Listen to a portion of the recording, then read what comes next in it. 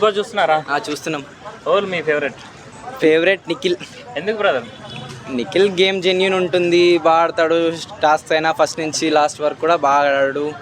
So Nikhila అంటే నిఖిల్లో మీకు నచ్చిన గుడ్ క్వాలిటీస్ ఏంటండి మరి? నిఖిల్లో గుడ్ క్వాలిటీస్ ఏంటంటే ఫ్రెండ్షిప్ అది బాగా మెయింటైన్ చేస్తాడు, అందరితో కలిసి ఉంటాడు, గేమ్ కూడా బాగా ఆడతాడు.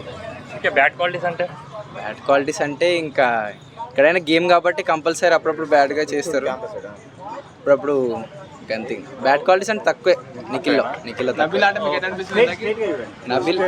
నబిల్ అయితే సూపర్. అసలు నబిల్ టాప్ 1 ఎక్స్పెక్టింగ్. నబిల్లో గుడ్ క్వాలిటీస్ అంటే ఏం చెప్తావు? నబిల్లో good qualities game play, friendship, అందరితో కలిసి ఉండడము, గేమ్ కూడా జెన్యూన్గా ఆడతాడు, ఎవరికి హాని చేయడు, ఎవరికి హార్మ్ఫుల్ ఉండడు. ఓకే, బ్యాడ్ క్వాలిటీస్ అంటే ఇంకా బ్యాడ్ క్వాలిటీస్ ఏం చెప్తాం సార్? గేమ్ ఇంట్రెస్టింగ్గా ఉందా? ఎయిత్ అంత లేదు. పల్లవి ప్రశాంత్ ఉన్నప్పుడు సీజన్ 7 పల్లవి శాతం. ఓకే బ్రదర్, ప్రేరణ గేమ్ ఎలా అనిపిస్తుంది? ప్రేరణ గేమ్ కూడా ఓకే. ప్రేరణ ఏంటంటే ఎవరైతే నిఖిల్ వాళ్ళతో ఫ్రెండ్షిప్ మెయింటైన్ చేస్తూ వాళ్ళతో ఉండి గేమ్ గోయింగ్ అవుతుంది. అసలు అన్ఎక్స్పెక్టెడ్ తను ఉండడం ఇప్పటివరకు. విష్ణుప్రియ ఇంకా రోహిణి ఎక్స్పెక్ట్ చేస్తాం, బట్ వాళ్ళు వెళ్ళిపోయారు ముందే. ఓకే, ప్రేరణలో good qualities and bad qualities అంటే ఏం చెప్తాం? ప్రేరణ గుడ్ క్వాలిటీస్ అందరితో బాగానే ఉంటుంది. ప్రేరణ కూడా గేమ్ ఆడుతుంది, బట్ ఏంటంటే అసలు అన్ఎక్స్పెక్టెడ్ తను టాప్ 10కి వెళ్ళిపోవాలి ఇంకా అనుకున్నది అంతే. నిఖిల్ ఓడిపోతే ఫేరే. నబిల్ గౌతమ్ రెడ్డి ఉన్నాడా?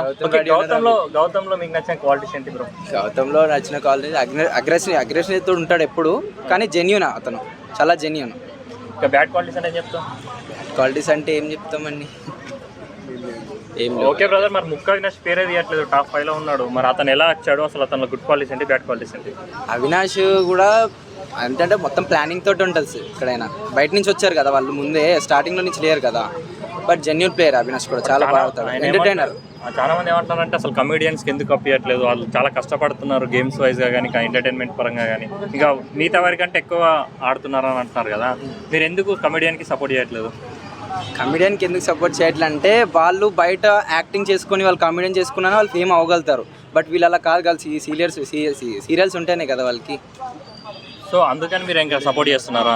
అంటే వాళ్ళకి గేమ్ పరంగా కాదు మీరు సపోర్ట్ ఫేమ్ ఉంటుంది బయట, వాళ్ళకి యూట్యూబ్ ఛానల్స్ ఉన్నాయి, బయట చాలా ఫేమ్ ఉంటుంది వాళ్ళకి. కమెడియన్స్కి ఈజీగా కంపల్సరీ వస్తుంది సపోర్ట్. అంటే వీళ్ళకి సపోర్టింగ్ కోసం మీరు సపోర్ట్ చేస్తున్నారా మిగతా వాళ్ళకి? ఎవరి కమెడియన్స్ కాకుండా మిగతా ఉన్న వాళ్ళకి? అవును అంతేనా? అవును.